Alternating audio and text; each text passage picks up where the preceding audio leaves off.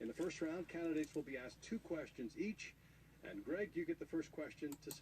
So at the very beginning, each candidate will be given 2 different questions. Greg will first initiate this questioning procedures, right? Senator Loeffler. Senator Loeffler, thanks for joining us.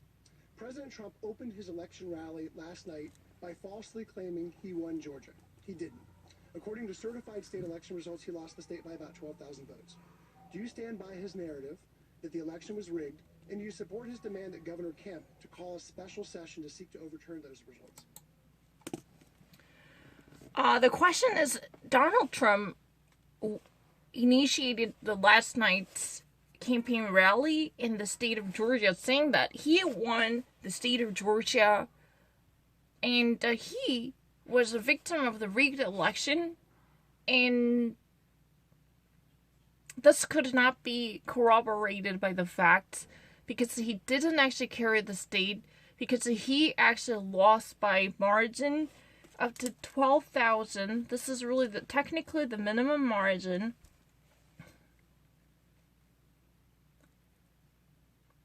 But the question is, do you really buy his own version of the truth? And are you willing to side with his viewpoints that there should be special inquests into this allegedly rigged election? Do you really think that the Brian Kemp administration should launch a special investigation into this voter fraud alleged by the President of the United States from the Republican Party? Do you believe his version of truth can be trustworthy? Well, first I want to thank the Atlanta Press Club for hosting this important debate. And look, it's vitally important that Georgians trust our election process, and the president has every right to every legal recourse, and that's what's taking place. But I've called for investigations, and now there's 250 investigations open here in Georgia. But the president was also clear that Georgians need to come out and vote for David Perdue and myself because of what's at stake in this election. You know, Chuck Schumer said, now we take Georgia, then we change America. We all know what that change would be. They've been very clear. They want to raise taxes on hardworking Georgians. They want to defund the police. They want to open our borders. They want to implement the Green New Deal. I'm fighting for every single Georgian to live the American dream that I was blessed to live. Mm-hmm. So she is literally saying that President Donald Trump has absolute legitimacy to tackle the validity of the election results because, you know, it's everyone's right. If you are really doubtful of the results, you can always resort to legal recourse, and President Donald Trump is equally entitled to do so.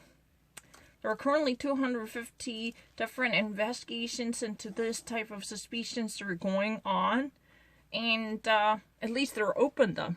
The actual initiatives are actually currently being undertaken.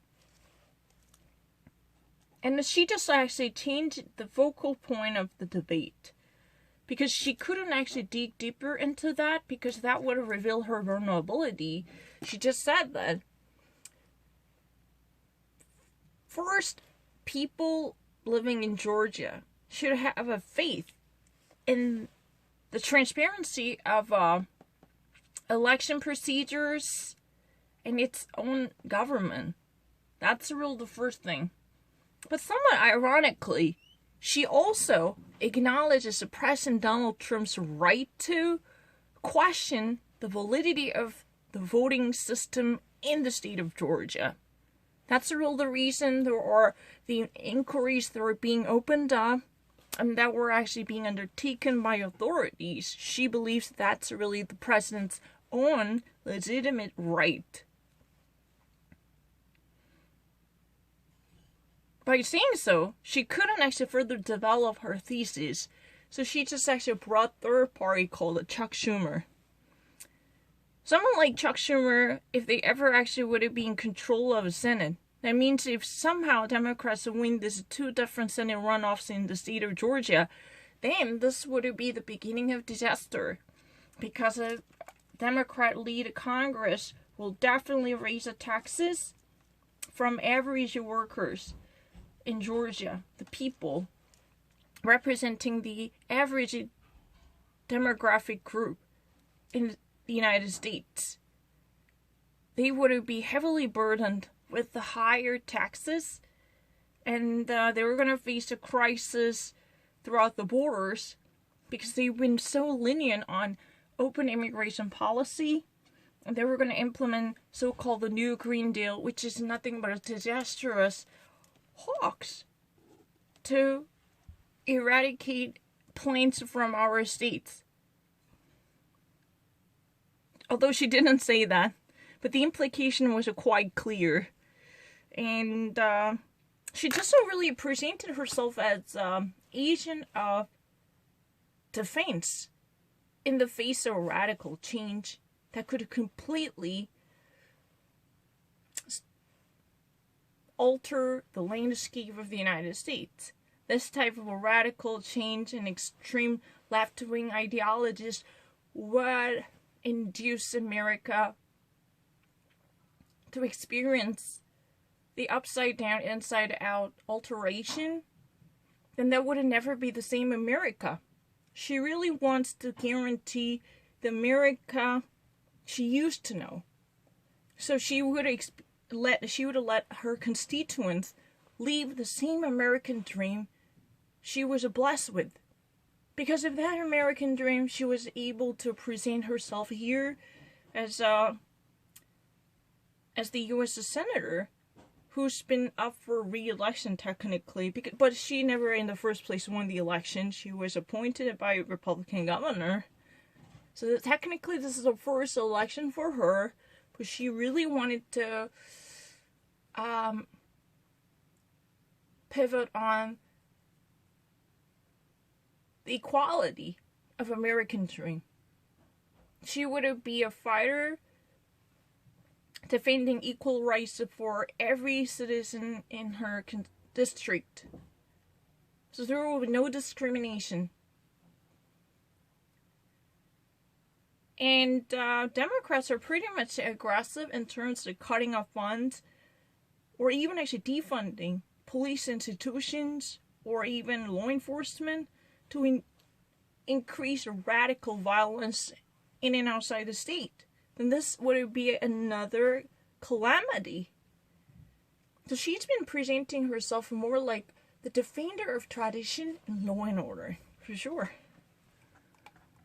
And she's been also asking people to think about the good old days they once experienced. Senator, do you believe the election was rigged? The question was very straightforward. Senator, do you believe the election was rigged? Do you honestly believe the presidential election was manipulated and gamed? And what would she say? Look, Greg, it's very clear that there were issues in this election. There are 250 investigations open, including an investigation into one of my opponent's organizations, for voter fraud. And we have to make sure that Georgians trust this process because of what's at stake in this election. The promise that Chuck Schumer made was to fundamentally change America. And I'm making sure that we don't go down the road of socialism. So she's been maintaining the very precarious balance here. She acknowledges that there is ongoing investigation involving 250 different type of cases, including the one part of the institution of her opponent concerning the election fraud. But however, she never commits her acknowledgement of the voter fraud in a very active sense. Her position is like this. Oh, maybe there's a reason why there's so many different cases are right now being investigated or that are being scrutinized, including the one operated by the institution of my opponent, my rival. Think about it. Why in the first place that there are so many flooding cases riveting people's minds? Maybe there would be a legitimate and proper cause for that. For this surge, I mean. But she would have never take the position, putting down her full commitment to the recognition of the voter fraud or the rigged election or game the system. No, she would never say that. But she's been just actually skating through the thin ice. Skating on the thin ice. And the next word was, it's really like catchy phrase. Remember Chuck Schumer? If the Democratic Senate, would it be the real life case? That means if the Democratic Party would have a control in the Senate because of these two additions, then this would be disastrous because this would revive the socialistic takeover to radically change the very color of America. Then that would never be the same America we used to know. That's really the message. Every single time there be any type of a threatening question that might challenge her perception or common sense, she just wants to play the game saying that, hey, think about it, forget about the rest of the thing. Maybe there could be certain reasons that might fuel this type of sentiment of a discomfort, or that might actually ask people to think twice about the election results. Maybe. But what's more important here is what's at stake is, not because we've been actually not putting enough confidence in our state election system, because we all know we have great faith in the health of our democracy, especially in the state of Georgia. That's enough. But what matters most is, what's on the line is, if the Democrat would have a control over the Senate, and if they ever have a majority in the Senate in 2021, then we might experience the complete derangement of a democracy you and I both fight for. That's what it is at stake. Think about it. We now have enough faith and hope in our system. That's the real reason why it is so important. No one can underestimate and no one can understate the importance of all Georgians' trust in the system. That's very important. Because every little process in the democratic society probably begins with having enough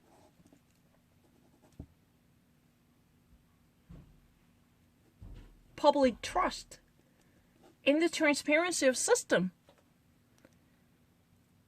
But that's not really the question. What's at stake, what's at odds here is whether we can defend the system we love or not. If you ever actually hand over this control to Chuck Schumer, would it be the Senate majority? If I lose this election, if David Perdue loses this election, then this will be the end of the democracy you and I love.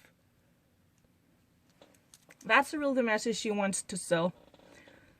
Just simply unseating her and David Perdue would definitely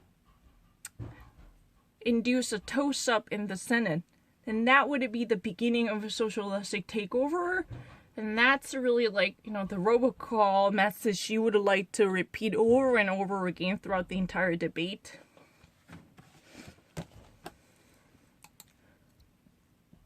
Lisa, your turn to ask a question. Reverend Warnock. Dr. Warnock, good evening. Good evening. As a pastor, there are those who are a little uncomfortable with someone switching from the pulpit to the Senate floor in Washington. If elected, how will you navigate the U.S. Constitution's edict separating church and state? So there are certain folks, who would feel a little bit uncomfortable from your job transition if you ever get elected, because you are going to have a transformation of your occupation from pulpit to the lantern in the U.S. Senate. That's really the reason. He would have probably so far talked to his congregation, right? He would have actually delivered a message to the people in his congregation. But if he ever actually get elected this time, he would actually be the United States Senate, working in the Beltway. And what's your plan for